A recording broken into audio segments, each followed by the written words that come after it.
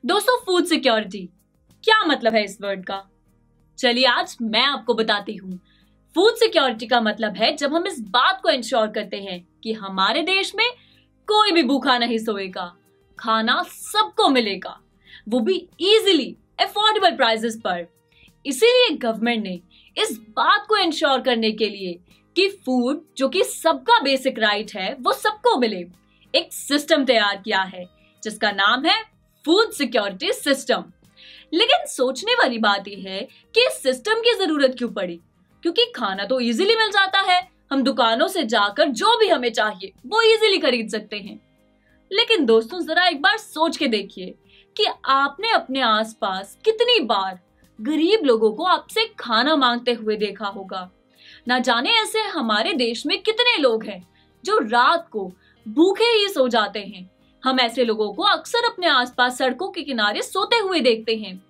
In fact news channels पर आपने कितनी बार सुना होगा कि नेचुरल कैलेमिटीज की वजह से या क्रॉप्स के खराब हो जाने की वजह से कुछ पर्टिकुलर रीजन्स में फूड की शॉर्टेज हो गई, वहां लोगों के पास खाने के लिए पीने के लिए कुछ भी नहीं है।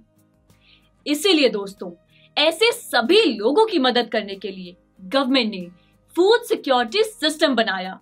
इस सिस्टम को इस हिसाब से तैयार किया गया कि इंडिया को कभी भी फूड शॉर्टेज की प्रॉब्लम को फेस ना करना पड़े और खाना इस देश में सभी लोगों को मिले। लेकिन दोस्तों, अब बात सोचने वाली ये थी कि इस सिस्टम को, फूड सिक्योरिटी को इंश्योर कैसे किया जाए, इसे इंप्लीमेंट कैसे किया जाए। इसीलिए गवर्नमेंट ने इसके दो मेन कंपोनेंट्स बनाए, इसके दो पार्ट्स बनाए, जो कि हैं बफर स्टॉक और पब्लिक डिस्ट्रीब्यूशन सिस्टम। गवर्नमेंट ने इस सिस्टम को अच्छे से इंप्लीमेंट करने के लिए सबसे पहले FCI यानी कि फूड कॉर्पोरेशन ऑफ इंडिया को एस्टैब्लिश किया, जो कि एक ऐसी एजेंसी है जो फार्मर्स से फूड ग्रेन्स, स्पेशली व्हीट और राइस को एक फिक्स प्राइस पर खरीद कर उन्हें स्टोर करती है। दोस्तों, ये प्राइस गवर्नमेंट खुद फिक्स करती है, खुद तय करती है, ताकि फार्मर्स को किसी भी तरह के कोई भी नुकसान को फेस न करना पड़े।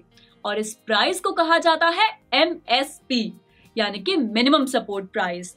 और बाद में FCI यानी कि food corporation of India in खरीदे हुए ग्रेन्स को बड़े बड़े गोडाउन्स में और वेयर हाउसेस में स्टोर कर देती है, ताकि इमरजेंसी के वक्त जरूरत आने पर इन ग्रेन्स को यूज किया जा सके। और जो ये ग्रेन्स इमरजेंसी के वक्त काम आते हैं, इनकी डिस्ट्रीब्यूशन इंश्योर करता है PDS यानी कि पब्लिक डिस्ट्रीब्यूशन सिस्टम।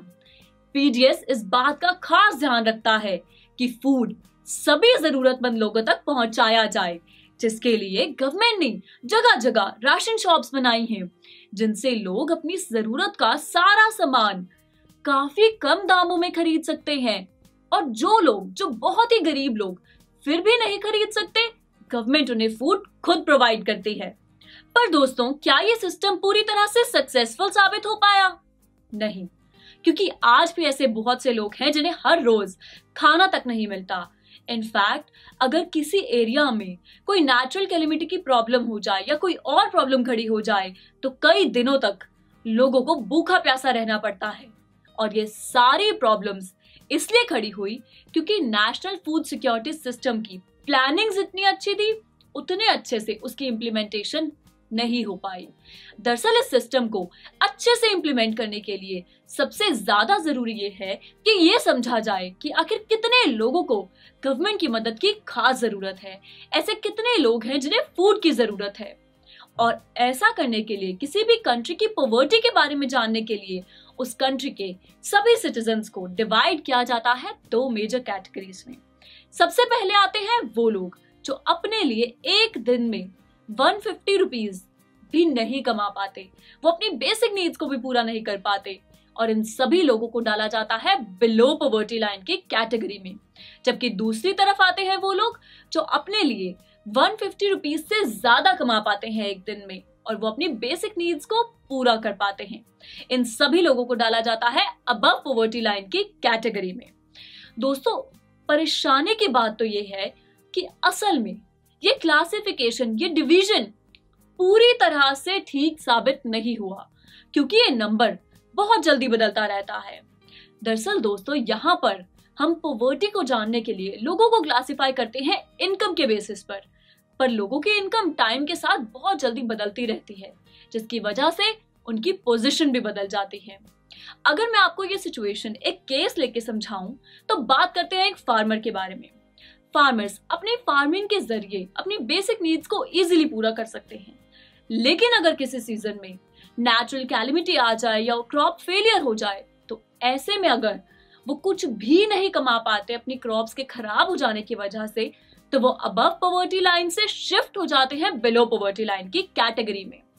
तो देखा, इस तरह से ये नंबर बार बार चेंज होता रहता है और इसीलिए हम एग्जैक्टली नहीं जान पाते कि कितने लोगों को गवर्नमेंट की मदद की खास जरूरत है।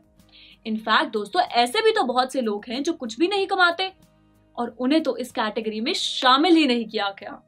इसीलिए दोस्तों, इस क्लासिफिकेशन का फेलियर सबसे पहला कारण बना फूड सिक्योरिटी सिस्टम के फेल होने का, और दूसरा सबसे बड़ा कारण बना बढ़ती पॉपुलेशन, क्योंकि पॉपुलेशन इतनी ज्यादा जल्दी और तेजी से बढ़ रही है कि एग्जैक्ट नंबर के बारे में पता लगा पाना बहुत मुश्किल है, और इसकी वजह से भी फूड सिक्योरिटी सिस्टम को अच्छे से इंप्लीमेंट नहीं किया जा सका।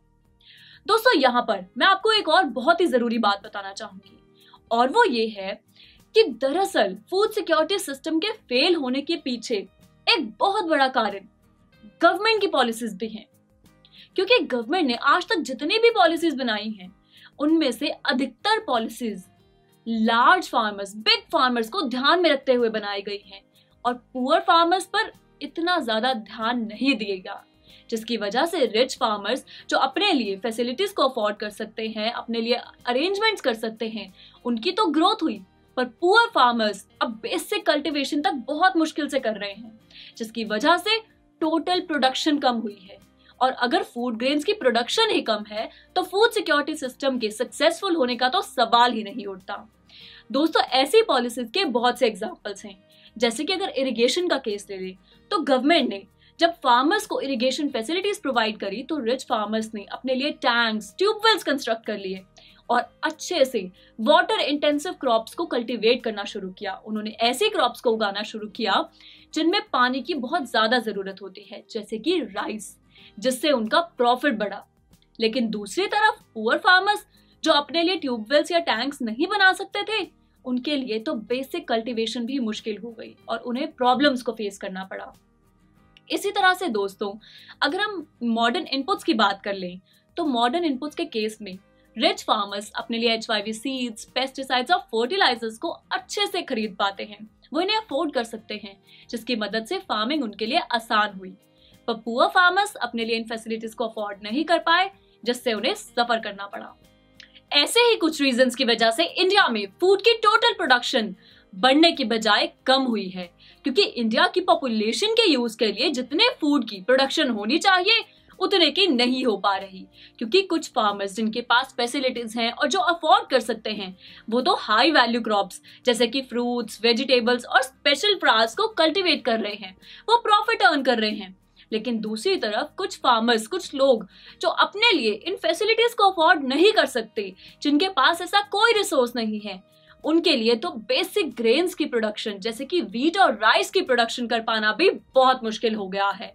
और इन्हीं रीजंस की वजह से इंडिया में फूड ग्रेन्स की प्रोडक्शन काफी कम हो गई है, जिसकी वजह से हम ना तो सभी लोगों की जरूरतों को पूरा कर पा रहे हैं और ना ही फूड सिक्योरिटी सिस्टम के मेन ऑब्जेक्टिव को अचीव कर पा रहे हैं। ऐसे में दोस्तों, हजारों लोग हैं जिन्हें हर रोज खाना नहीं मिलता, वो भूखे ही सो जाते हैं, और अगर डेटा की माने तो हर रोज लगभग 7,000 लोगों की भूख की वजह से डेथ हो जाती है। आप खुद देखिए कि ये नंबर कितना ज्यादा डराने वाला है। ऐसे में जरूरी है कि हर रीजन को, हर एरिया को सेल्फ सफिशिएंट बनाया जाए, क्योंकि अगर सभी लोग अपनी फूड के रिक्वायरमेंट को खुद ही पूरा कर लेंगे तो ऐसी नौबत कभी खड़ी ही नहीं होगी। उल्टा हालात काफी ज्यादा हद तक बदल जाएंगे। अगर गवर्नमेंट व्हीट और राइस की प्रोडक्शन पर खास ध्यान देने की बजाय सभी क्रॉप्स को इक्वल इंपॉर्टेंस दे और जिस भी रीजन में जिस क्रॉप की कल्टीवेशन अच्छे से हो सकती है उसे सपोर्ट करे, तो सिचुएशंस बहुत बदल जाएंगी। अगर गवर्नमेंट फार्मर्स को इरिगेशन फैसिलिटीज और सब्सिडीज प्रोवाइड करे, उन्हें इंफ्रास्ट्रक्चर जैसी फैसिलिटीज दे तो फार्मर्स अच्छे से कल्टीवेशन करेंगे, जिससे फूड की प्रोडक्शन बढ़ेगी और फूड सभी लोगों तक इजीली पहुंचाया जा सकेगा। और सबसे बड़ी बात, इन सारे स्टेप्स के जरिए हम फूड सिक्योरिटी सिस्टम के मेन ऑब्जेक्टिव को अचीव कर सकते हैं। तो दोस्तों, इसी के साथ हमने कवर कर लिया है आज के लेक्चर को। अब नेक्स्ट लेक्चर में मिलकर जानेंगे ग्लोबलाइजेशन के एग्रीकल्चर पर इम्पैक्ट के बारे में। तो हम मिलेंगे नेक्स्ट लेक्चर में। आई एम श्योर स्टूडेंट्स, आपको ये वीडियो बहुत पसंद आया होगा। तो इसी तरह से एक मजेदार तरीके से अपने हर कॉन्सेप्ट को क्लियर करने के लिए डाउनलोड कीजिए PU Stack ऐप, जहां आपके लिए और भी कई सारे ऑप्शंस हैं, जैसे कि आपके लिए सैंपल पेपर्स हैं, back exercise solution, step videos and much more. So what are you waiting for? Download the app now.